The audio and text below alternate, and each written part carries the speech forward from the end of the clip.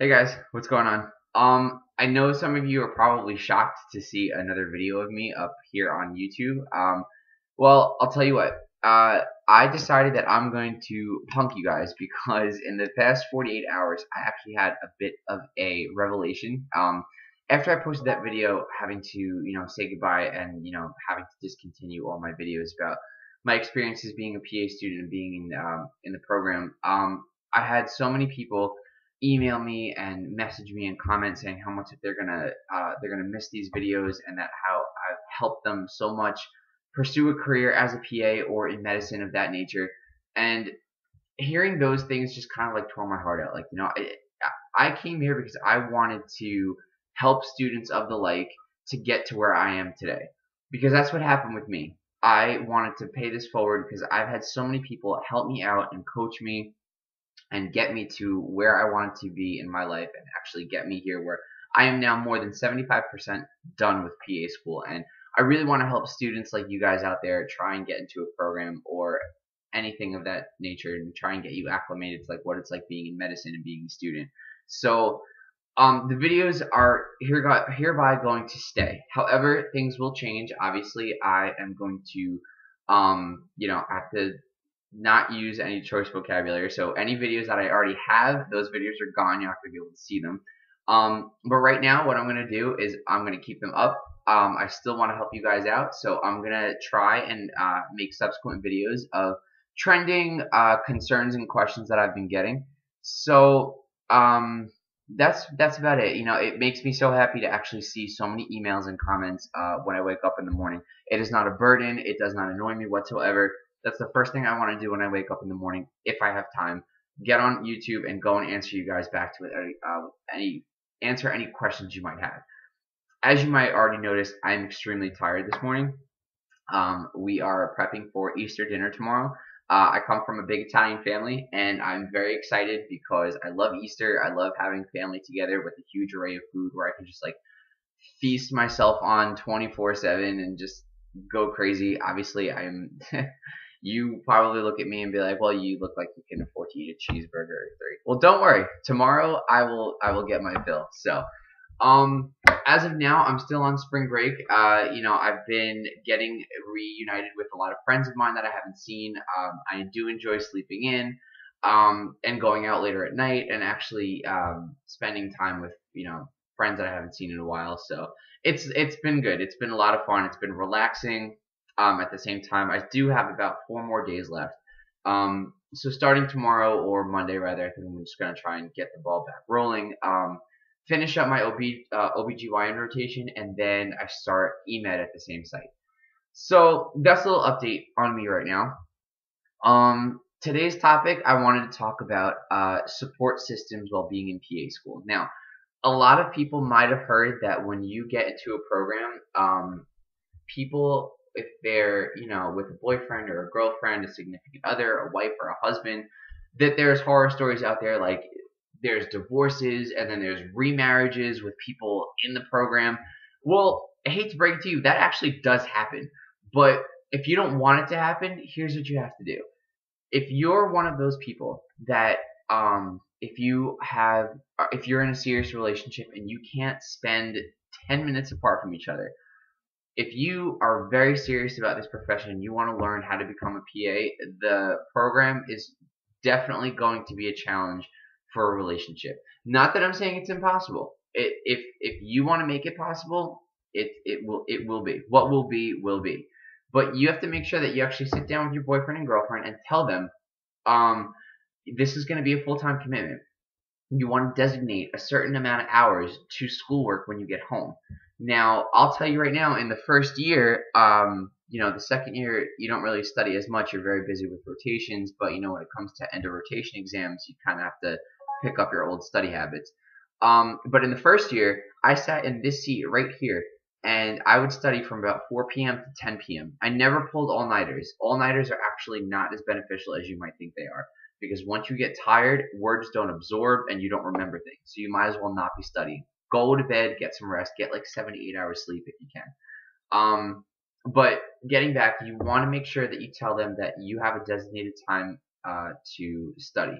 refresh what you learned that day, especially if you have exams coming up that week. Um, Definitely get a study habit flowing. Get a rhythm going. It's gonna be difficult at first, but everyone develops their own rhythm, like I did. I would come home every day. I would study. When the weather got nice out, don't sit inside. Go outside. Go outside and study. Go pull an umbrella over you. Get an iced tea or one glass of wine if you want, and relax and study. Really, I mean, take advantage. Another thing that I thought was very helpful, which I like to coin, called study kinetics. I would put my iPod on. I'm one of those people that like to study with music, and I would walk around my block, and I would just take a couple of laps, and I would read my notes. Because if I sit down and I'm slumped in the chair like this, and I pull out the papers and I just go like this, and I'm tired, nothing sticks. Get your body active, get moving, move your legs, walk around. I've even gone to the gym and I ran on the treadmill and I would put my notes on the treadmill and flip through. You know, things actually stick or stuck rather better that way. So just a side note. But anyway, getting back to a support system. Not only does a boyfriend and girlfriend or a wife or a husband have to be supportive, but your own family. You know, sometimes you're not going to be home for dinner at 5 o'clock or 6 o'clock or wherever you eat. You might be in class or you might be studying. Um, it all depends on you. So, it's like I said, very important that your significant other understands. Because here's a secret that I told mine. My significant other and I have been together for almost 3 years. And we're both very busy. So even when I'm not in school, it's still kind of hard to see each other because he's so busy. So what I said, give me 2 years and I'll give us the rest of our life. And that's a good insurance policy. Trust me, use it. Give me 2 years, I'll give you the rest of our life. Because at the end, you're making a great salary, you have a great job, flexible hours. Honestly, like I said at the last video, your world is at your fingertips.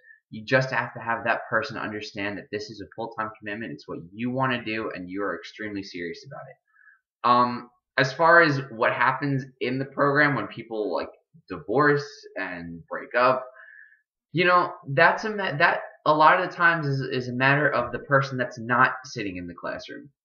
There are sometimes the people that are just like, well, I can't deal being apart from you for more than 10 minutes or a week for that matter. That sort of thing happens. And like I said, if you're serious about this and you want to be really serious in your relationship, you have to make that black and white when you start. That's what I did. I was like, our time together is going to be very limited.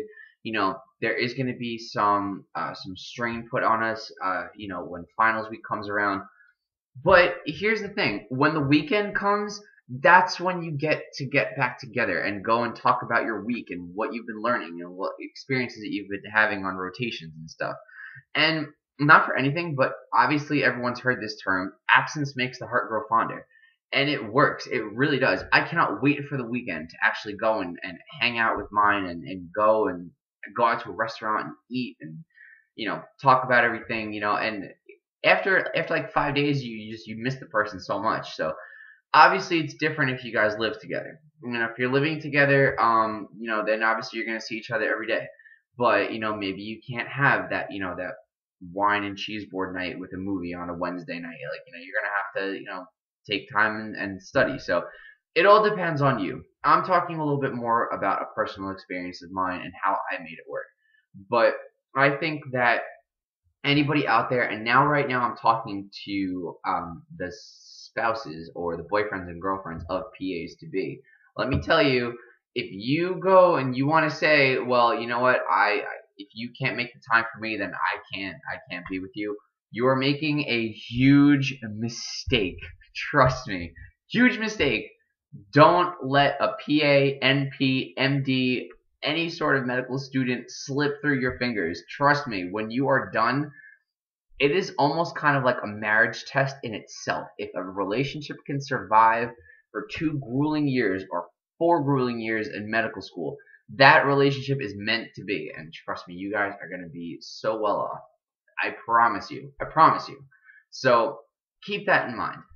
So that's today's lesson. So it's all about a support system, and make sure your friends support you too. That's the other thing. Tell your friends you're not going to be around very often. You might not be able to go out on Thursdays and Tuesday nights, but you know, like I said, you save the weekends. Save the weekends for what you got to do. Go out, have fun if you're able to. During finals week, things can get a little bit more bogged down. Sometimes you actually have to sacrifice your weekends during finals week.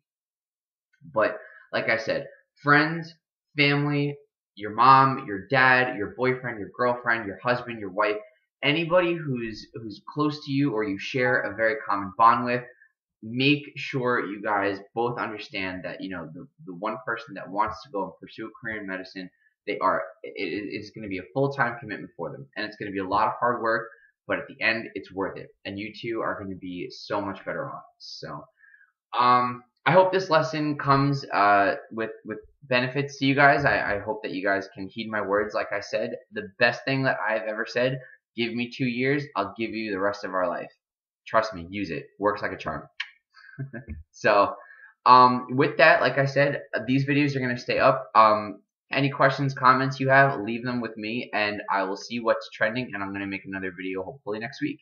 And obviously, if I don't make one tomorrow, which I probably won't, I wish everyone a happy Easter. Eat a lot and enjoy your time with your family, and have a great holiday for whatever you're celebrating. Passover, Easter, any other holidays out there that I might not have mentioned. So, all right, so that's it. So I will see you guys soon, and enjoy. Take care.